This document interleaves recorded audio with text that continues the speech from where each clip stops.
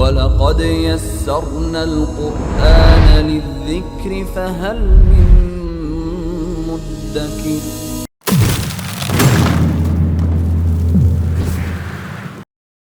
87వ సూర అల్ ఆలా. సర్వోన్నతుడు, అపార కరుణామయుడు, పరమకృపాశీలుడైన అల్లాహ్ పేరుతో ప్రారంభం.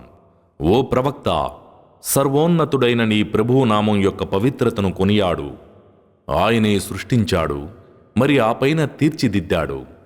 ఆయనే నిర్ధారించాడు, పిదప మార్గం చూపించాడు. మరి ఆయనే పచ్చిక బయళ్లను ఉత్పన్నం చేశాడు. ఆ పైన వాటిని నల్లని చెత్తకుప్పగా చేసేశాడు. మేము నిన్ను చదివిస్తాము, మరి నువ్వు దానిని మరువలేవు. అయితే అల్లాహ్ తలచినది మాత్రం మరువగలవు. ఆయన బహిర్గతమయ్యే దానిని, గోప్యంగా ఉన్నదానిని ఎరిగినవాడు. ఓ ముహమ్మద్, మేము నీకు సౌలభ్యాన్ని సమకూరుస్తాము కనుక నీవు ఉపదేశం లాభదాయకమైతే ఉపదేశిస్తూ ఉండు. అల్లాహ్ పట్ల భయమున్నవాడు ఉపదేశాన్ని గ్రహిస్తాడు.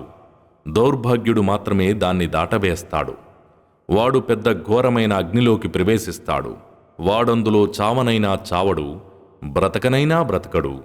రెంటికి మధ్య దుర్భర స్థితిలో ఉంటాడు. పవిత్రుడైన వాడు ఖచ్చితంగా సాఫల్యం పొందాడు. అతను తన ప్రభువు నామాన్ని స్మరించాడు, నమాజు ఆచరించాడు. కానీ మీరు మాత్రం ప్రాపంచిక జీవితానికే ప్రాముఖ్యమిస్తున్నారు. వాస్తవానికి పరలోకం ఎంతో మేలైనది, ఎప్పటికీ మిగిలి ఉండేది. ఈ విషయాలు మునుపటి గ్రంథాలలోనూ ఉన్నాయి. ఇబ్రాహీము, మూసాల గ్రంథాలలో.